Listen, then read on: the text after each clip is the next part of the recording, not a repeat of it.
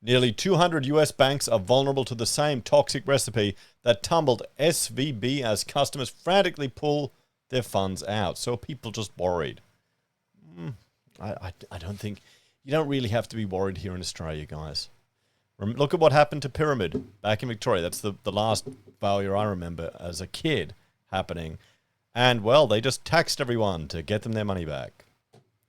Nearly 200 US banks are vulnerable to the same toxic recipe that toppled Silicon Valley Bank last week, as a series of significant financial wobbles warn of a 2008-style meltdown. There are 186 banks across the US that could fail if half their depositors were to withdraw their funds quickly, according to a new study published by the Social Science Research Network. Why did they leave it at half their depositors? Why didn't they do the test on 100 depositors? Then you could get an even more dramatic number. I mean, come on.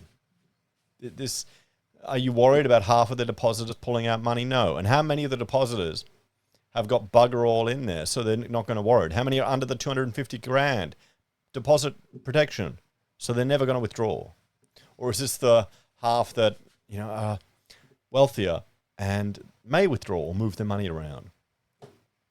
While the US government insures bank deposits of up to $250,000, these at-risk banks have high numbers of uninsured depositors who the study claims are more likely to pull their funds for fear of losing them.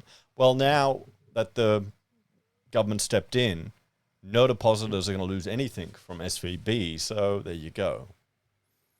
The bank also holds a significant amount of their assets in interest rate-sensitive financial instruments like government bonds, which are particularly vulnerable to interest rate hikes. SVB, which was used as a case study in the analysis, was a favorite among techies. In fact, in the moment that foreboded all, US building managers at the bank's Manhattan branch reportedly had to call the police when a group of tech founders showed up and attempted to pull their funds. To these customers, $250,000 was pocket change. SVB wasn't the worst capitalized bank, nor did it have the highest number of unrecognized losses, according to the study, but it was in the top 1% for uninsured funds. The California-based institution parked much of its cash in long-term government bonds, which are considered ultra-safe in terms of holding onto the initial investment, but which were not worth as much as when SVB bought them because of interest rate hikes. The bank had to sell off some of those bonds to meet customer demand for withdrawals at less than it paid for them, resulting in a nearly $2 billion loss. When SVB disclosed that loss, along with a plan to raise an additional $500 million from Wall Street, it sparked fears among its customer base that the bank was insolvent. In a social media-fueled panic, and here's the problem. This is the thing. People aren't thinking straight, and you get it'll spread faster than any disease through social media. Customers rushed to withdraw their money out of concern that the bank would run out of cash. A classic bank run. And people do that. You see it. People are just for lulz. They spread it. Unlike at other banks with similar investment portfolios, SVB's customers, particularly large deposits, gave them an incentive to panic. The study warned that there were 186 banks in a similarly risky position. The economists did not name the banks they believed to be under threat. Our calculations suggest these banks are certainly at a potential risk of a run, absent other government interventions or recapitalization, the economist wrote. Even if only half of uninsured depositors decide to withdraw, almost 190 banks are at a potential risk of impairment to uninsured depositors, with potentially $300 billion of insured deposits at risk. So warnings of an economic meltdown. While considerable steps have been taken to give SVB customers a soft landing, the US government promised it would back all deposits in the bank, even those above $250,000. There is little more the government can do. Some investment titans, including billionaire hedge fund manager Bill Ackman, called for full insurance of all bank deposits. But with US $26.6 trillion held in deposits as of September, to ensure all of it would be extraordinary. In a rambling 649-word, one-paragraph tweet, Mr. Ackman warned of an economic meltdown as he predicted that uninsured customers would cause a mammoth bank run unless the government stepped in to guarantee their funds. The government has about 48 hours to fix a soon-to-be irreversible mistake by allowing SVB Financial Group to fail without protecting all depositors. The world has woken up to what an uninsured deposit is, an unsecured illiquid claim on a failed bank, he wrote on Twitter.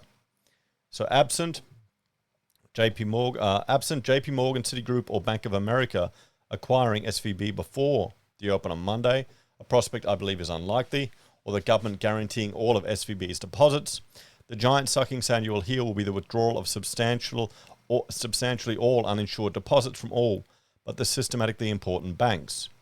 The bill to ensure the nearly $175 billion in customer deposits in SVB will be footed by financial institutions rather than the taxpayer, according to US regulators. It's always going to be the citizens and consumers that will end up paying every time. Okay? Don't worry. It's just the mechanism of it getting shared. But if the US government were to agree to insure every dollar of the trillions held in US bank accounts, it's unclear where the money would come from. So 3 banks collapsed in 3 days. The US banking system suffered a tumultuous few days last week with the collapse of 3 significant players. California-based Silvergate Capital was the first to fall, announcing it had gone into voluntary liquidation after racking up $1 billion in losses in the past quarter, and its shares are down 67%. Less than 24 hours later, SVB, the 18th largest bank in the country, went into receivership. It was the second biggest bank failure in US history and the biggest since the GFC. New York-based Signature Bank tumbled soon after, and the third failure of a US bank in as many days.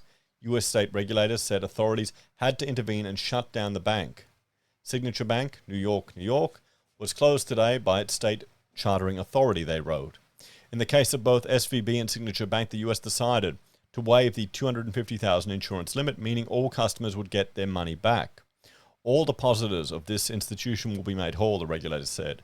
This step will ensure the US banking system continues to perform its vital roles of protecting deposits and providing access to credit to households and businesses in a manner that promotes strong and sustainable economic growth. A fourth bank, San Francisco-based First Republic Bank, appeared to be teetering on the edge before it was saved in the final hour by a significant liquidity injection. First Republic Bank suffered a stock market massacre when its shares fell by 61.8% in a single day on Tuesday before US regulators announced 11 banks had stepped in to assist the flailing institution.